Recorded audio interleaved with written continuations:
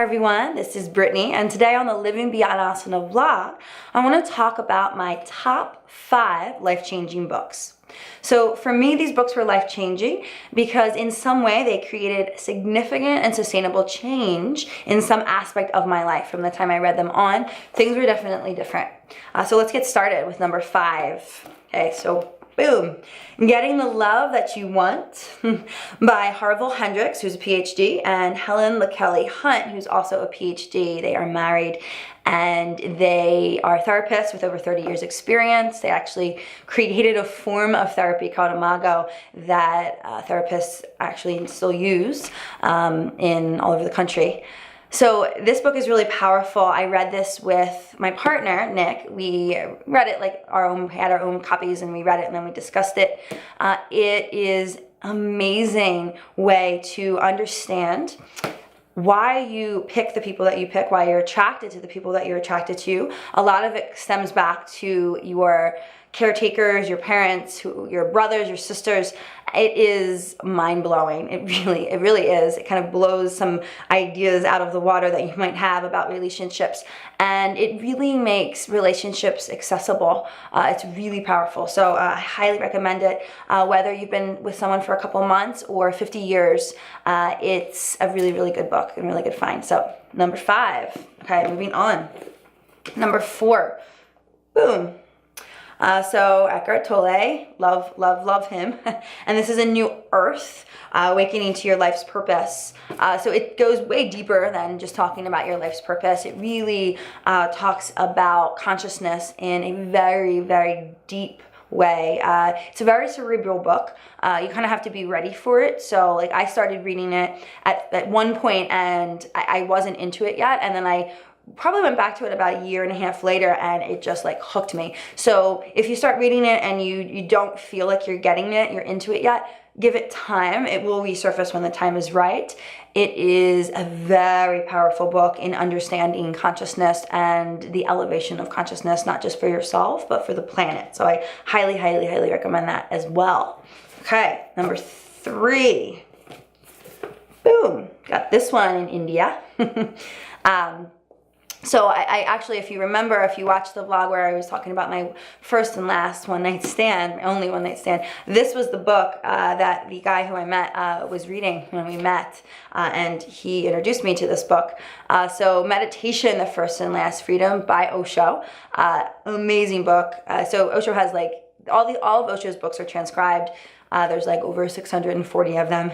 This one is amazing. He talks about meditation in a way that you probably aren't going to expect.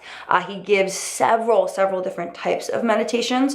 Some of them are dynamic meditations with jumping and screaming and yelling. Some are gibberish, where you just kind of like spit out a bunch of gibberish for several minutes at a time. And some of them are more traditional. It's an amazing book in the sense that it gives you tools, actual meditations. And Osho is he's controversial in the way that he delivers information. He often contradicts himself. He does it on purpose. So he causes you to kind of form your own opinion about what you want and how you want it in life. So check it out. Okay, number 2, I actually don't have because somebody is borrowing it, but no worries. So this is a big one. You Can Heal Your Life by Louise Hay. So there's a good chance you've already read this because I think it's something like 30 million copies have been sold. This is a huge book. I believe she wrote it in the 70s. Louise Hay she's actually the founder of Hay House Books, which is the huge publishing company, which probably some of these books that I'm mentioning have been published through. She is an amazing woman with an amazing story, and this book will bring up your stuff big time. Totally brought up my stuff. This book is for those of you that are ready to go in and to literally heal your life, right? No excuses, like just going in and doing it. It's for those of you that are ready to forgive who you need to forgive, to love who you need to love, and to just move into a space of deep excavation and healing. So if you're ready for it, and even if you're not a little bit, I would say get it. Again, it's You Can Heal Your Life, Louise Hay. Okay, now, number 1 for me, huge one. Boom. Oh, The Untethered Soul by Michael Singer. This book is so powerful, and I think its biggest power is the fact that it is the information that it's delivering, similar to the information in Eckhart Tolle's book, A New Earth.